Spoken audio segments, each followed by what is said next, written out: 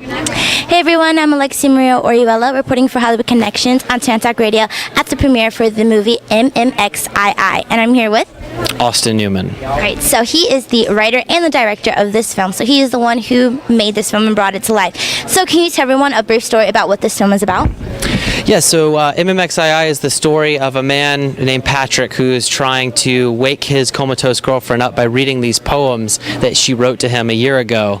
So the story is told from two different sides. It's told from him in the hospital by her bedside, and then also her comatose mind. She doesn't know that she's in a coma, and she believes that he's been missing for a year.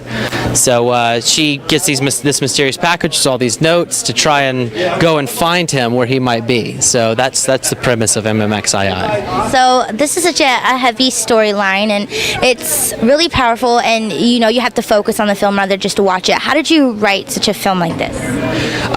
It's like an onion. It has many layers, and it took kind of building on this foundation of knowing that I wanted to have some kind of special connection between these two people and between these two worlds, both the comatose and the real world. So when I connected those, I built on top of that foundation, and eventually I got to MMXII after many rewrites.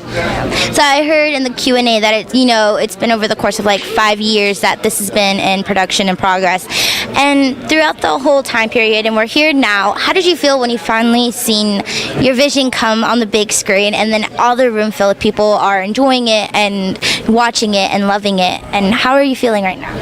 I'm on cloud nine. 5.5 years is a lot of time. It's a lot of chunk of my life, and it's been amazing. It's been amazing. Even this is just, it's cool. I get to see my poster hanging up here in the theater, and all the people in my life over the last 5.5 years are in the audience, and I'm looking around and I'm like, I can't believe it. I can't believe we're here. So I'm on cloud nine.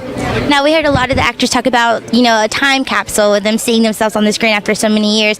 Do you feel in any way that you have seen a time capsule, even though you were behind the camera, and this is your vision? Do you feel like it's a time capsule, and if there's anything that that you forgot that you did or anything like that? Because I know it's steady working, but yeah, there's many processes. I mean, the details are so small on some of the things that would happen, and yeah, there's some things that I look back and I say, wow, it's so cool that we did this, or we went to this location, and I remember that day, and it's fond memories. Like they said, I couldn't have put it any better. It was a filmmaking family, and when we all realized that and we worked together, it brought the film to life. So yeah, it's been amazing to see it as up on the big screen forever.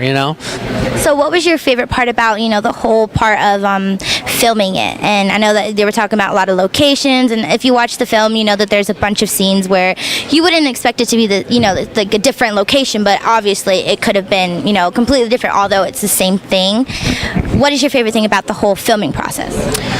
I would say, we got to go to a lot of really cool locations, like you said, and as you saw in the film, there's some places that are by the shore that I enjoyed in particular. There was about 3 days on the shore, and that was fun. We all go out there in board shorts and bring boom mics and everything, and just kind of do our thing. So those days that we all just kind of packed in the car, we threw our gear in the car, we had a script, and we knew what we were filming. Those were the best days for me. It was the most fun part of filmmaking, just being able to connect with those fine people that I got the opportunity to work with throughout this, and it was just, that's my favorite part, was just kind of the indie film way of it. It was just great. So I heard that you guys are going to be in the film festival circuit, and you're going to you submitted 9 submissions, and so if anybody wanted to see it, because I know it's not going to be out for a while because of the circuit right now,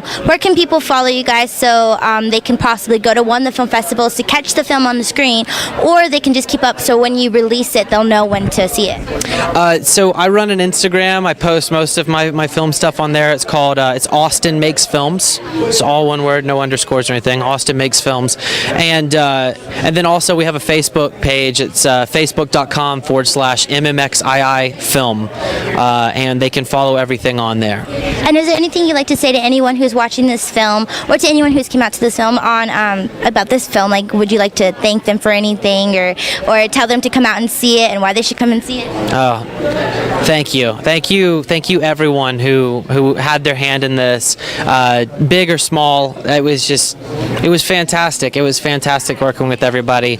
I want to thank everyone who supported everyone who was able to take part in this. There was a lot of people who had friends and spouses that really just were supportive of these people taking part in this project, and it took so long. So yeah, it was. I think the biggest thanks goes to those people. It's the ones who dream. It's the ones who don't give up. It's the resilient, the people who recoil fast, and that is who this film is for. Well, thank you so much for your time, and I had a really great time here. And the movie was put together so well, and I wish the best of luck in the film festivals. And you deserve a lot of awards for this movie. Thank you very much. Thank you so much for your time. Definitely check out his movie. Thank you guys for watching.